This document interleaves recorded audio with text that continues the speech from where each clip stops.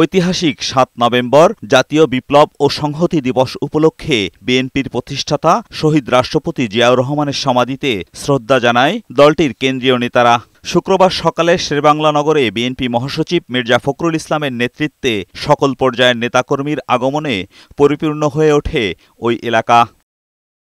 শ্রদ্ধা নিবেদন শেষে বিএনপি মহাসচিব বলেন, সিপাহী জনতার বিপ্লবের মধ্য দিয়ে শহীদ রাষ্ট্রপতি জিয়াউর রহমানের ক্ষমতায় আসা ছিল বাংলাদেশের জন্য একটি টার্নিং পয়েন্ট।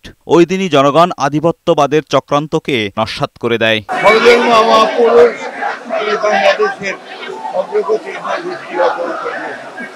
সেই জন্যই আজকে এই দিনটি শুধু বিএনপি নয়, স্বাধীন চেতা মানুষের কাছে, অত্যন্ত একটা গুরুত্বপূর্ণ দিন।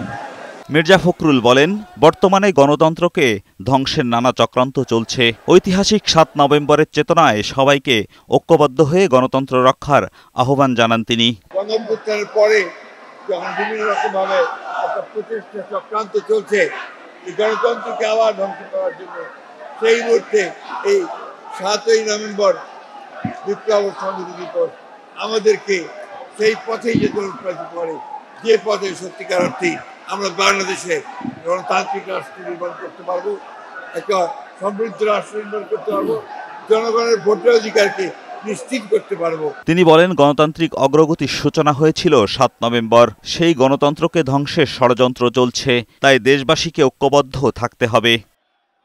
এজাজুল হক মুকুল, বৈশাখী সংবাদ, ঢাকা।